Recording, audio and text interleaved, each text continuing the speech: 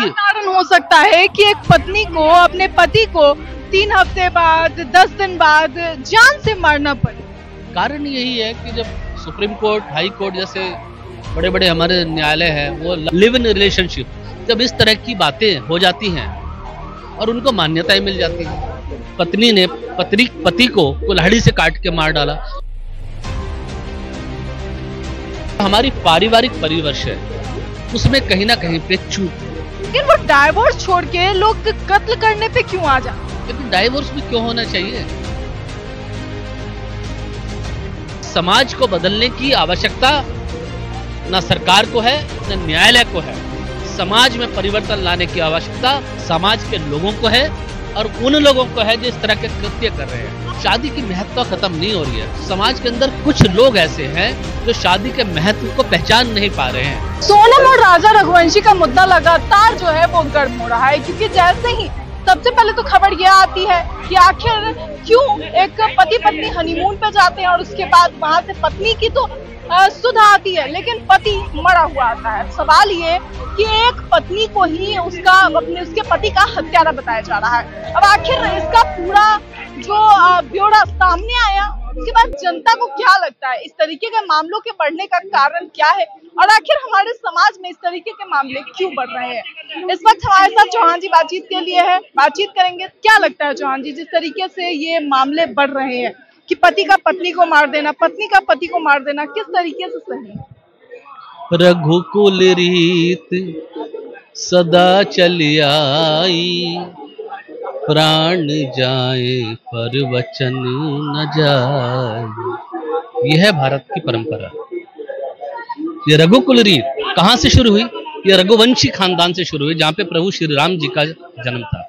प्रभु श्री राम जी भी हमारे रघुवंश समाज से आते थे। और आज इस समाज में कुछ लोग इस तरह का शादी के 7 फेरे लेने के बाद, 7 जन्मों की कस्में निभाने के बाद, उस पवित्र अग्नि को साक्षी मान के अपनी बीवी के साथ, पत्नी के साथ, जो उनकी अर्धांगिनी है, चाहे वो प्यार विवाह करते हैं, चाहे वो एक सामाजिक रूप से विवाह करते हैं, शादी एक पवित्र बंधन होता है। लेकिन आज जिस तरह के आचरण हम देख रहे हैं समाज के अंदर, जो घटनाक्रम घट रहे हैं, ये बड़े हृदय को दुख देने वाले हैं। उस पत्नी ने अपने पति को मरवा दिया, उस पत्नी ने खुद से मार डाला। आज भी एक कहीं का, शायद बेंगलुरु का कहीं का घटनाक्रम आया है कि पत्नी ने पति को कुल्हाड़ी से काट के मार डाला। तो समाज की जो हमारा एक दृष्टिकोण है, ये किस दिशा में जा रहा है? ये जरूरत है कि हमारे जो सामाजिक परिवेश है, जो हमारी पारिवारिक परिवेश है, उसमें कहीं ना कहीं पे चूक हो रही है। हमारे सामाजिक जो मूल्य हैं, जो हमारे पारिवारिक मूल्य हैं, जो हमारे सनातन धर्म के मूल्य हैं, उनमें कहीं ना कहीं पे किसी ना किसी जगह पे किसी कारण से कुछ ना कुछ तो चूक हो रही है, जिसकी कारण हो सकता है कि एक पत्नी को अपने पति को 3 हफ्ते बाद 10 दिन बाद जान से मारना पड़े। कारण यही है कि जब सुप्रीम कोर्ट, हाई कोर्ट जैसे बड़े बड़े हमारे न्यायालय हैं, वो लिव इन रिलेशनशिप क्या बोलते हैं उसको, मेरे को तो बोलना भी नहीं आता, क्योंकि हम तो सनातन संस्कृति में जन्मे पले बड़े हैं। लिव इन रिलेशनशिप बोलते हैं, लिव इन रिलेशनशिप, जब इस तरह की बातें हो जाती हैं और उनको मान्यताएं मिल जाती हैं, तो समाज के दृष्टिकोण को सरकार जो कानून बनाती है, उन कानूनों की समीक्षा करने की या पुनर्समीक्षा करने की जरूरत किसको है? सुप्रीम कोर्ट को है। तो आज सुप्रीम कोर्ट, हाई कोर्ट देश के, चाहे किसी भी राज्य के हो, चाहे देश के हो, उनको भी सोचना चाहिए कि देश के अंदर जब ऐसी सामाजिक कुरीतियां पनप रही हैं और बड़े जोर शोर से पनप रही हैं, तो इन पे हम कैसे प्रतिबंध लगाएं? इसमें समाज के सुधारीकरण के लिए क्या हमें गाइडलाइंस जारी करनी चाहिए? जब ऐसे मामले आते हैं कोर्ट में, उसके बाद जो है जो भी कोर्ट को लगता है वो उस हिसाब से सोच विचार करके फैसला देती है। इस सब के बीच क्या कभी कोर्ट ने ये तो नहीं कहा कि अगर आपको प्रेमी पसंद नहीं है तो वो डाइवोर्स का ऑप्शन आता है हमारे कानून में, लेकिन वो डाइवोर्स छोड़ के लोग कत्ल करने पे क्यों आ जाते? लेकिन डाइवोर्स भी क्यों होना चाहिए? मैं तो वही कह रहा हूँ, जब आपने किसी महिला के साथ, बेटे के मरने से बेहतर है कि वो उसका पति पत्नी अलग हो। मैं तो मरने का ऑप्शन को सोच ही नहीं रहा हूँ। ना मैं मारने का ऑप्शन को सोच रहा हूँ। मैं तो ये कह रहा हूँ कि यदि दो व्यक्ति हैं, एक महिला है, एक पुरुष है, उन्होंने आपस में सामंजस्य बना के परिवार की सहमति से समाज के बीच में शादी के बंधन को निभा लिया, 7 फेरे ले लिए, अग्नि को साक्षी मान लिया, सारे देवता वहां पे मौजूद होते हैं, पंडित जी मौजूद होते हैं, परिवार के लोग रिश्तेदार मौजूद होते हैं, तो उसके बाद वो परिस्थितियां क्यों पैदा हो रही हैं? मेरा प्रश्न यही है। इस समाज को बदलने की आवश्यकता न सरकार को है न न्यायालय को है। समाज में परिवर्तन लाने की आवश्यकता समाज के लोगों को है और उन लोगों को है जो इस तरह के कृत्य कर रहे हैं। आपको नहीं लगता कि इसमें उन माँ बाप की भी गलती है जो अपनी बेटी के पसंद को या प्रेम को ठुकरा करके जबरदस्ती शादी करा देते हैं? नहीं, ऐसा नहीं है कि प्रेम ठुकरा दिया, किसी दूसरे से शादी कर दिया। ऐसे बहुत रेयर केसेस होते हैं, शायद 100 में से 1-2 केस वैसे होते हैं।